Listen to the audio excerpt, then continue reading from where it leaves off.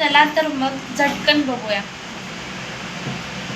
नमस्कार, आलिशा किचन रेसिपीमध्ये आपलं स्वागत आहे। आज आपण बनवणार आहोत काजू मसाला। भरपूर दिवस झाले काही माणसं कॉल करतायत, पर्सनली मेसेज करतायत की काही व्हेज रेसिपी बनवा म्हणून। तर त्यासाठी लागणारं साहित्य, कांदा घेतलेला आहे उभा पातळ चिरून, 3 कांदे घेतलेले आहेत मोठे, कोथिंबीरीचे देठ घेतलेले आहेत, लसणाच्या पाकळ्या, आलं घेतलंय, कढीपत्ता आणि गरम मसाला घेतलेला आहे, टोमॅटो घेतलेला आहे, घरचं लाल तिखट, हळद, चवीप्रमाणे मीठ, काही खडे मसाले घेतलेले आहेत, काजू घेतलेत आणि धने पावडर।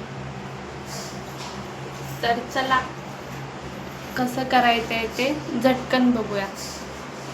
चला रेसिपी सुरुवात करूया। सर्वप्रथम कढई गरम करत ठेवलेली आहे। आम्ही 5 लोकांसाठी करत आहे, तर त्याप्रमाणे पाणी घेतलेलं आहे। पाणी टाकूया आता।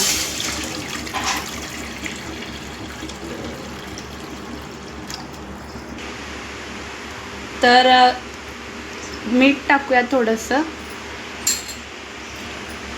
कांदा टाकूया। कांदा टाकून झालाय तर आपण टोमॅटो चिरून घेतलेला होता तो टाकूया। आपण काजू घेतला होता ते टाकूया, कारण त्यामुळे ग्रेव्हीला टेस्ट येईल। कोथिंबीरीचे देठ टाकूया। ह्याला एक उकळी आणायची आहे। पॅन गरम करत ठेवला होता, त्यात आता तेल टाकूया काजू भाजून घेण्यासाठी। तेल गरम झालं आहे, यात आपण आता काजू टाकूया। मंद आचेवर व्यवस्थित असे परतून घ्यायचे आहे। सोनेरी कलर आला पाहिजे असं परतून घ्यायचं आहे। आले तर आपण आता हे एका भांड्यात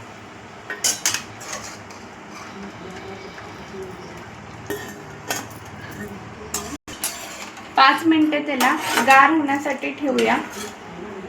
काजू अशा पद्धतीने भाजून घेतलेला आहे। आता आपण फोडणी देणार आहे, तर त्यासाठी तूप घेतलेला आहे। फोडणीसाठी सुरुवात करतोय, तर पहिला कढीपत्ता टाकूया।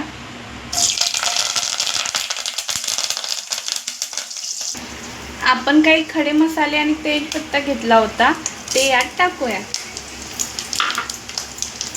चांगलं परतून घेऊया। आपण जे वाटण करून घेतलं होतं ते यात टाकूया। आता आपण यात हळद टाकतोय,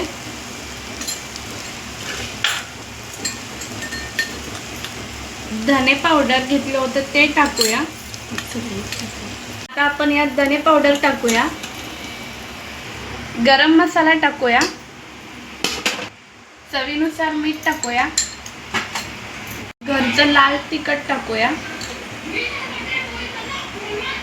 चांगलं परतून घेऊया। आपण जे गरम केलं होतं पाणी ते यात टाकायचंय। चांगलं असं मिक्स करत राहायचंय, परतत राहायचंय, जेणेकरून मसाल्याच्या गुठल्या होऊ नये।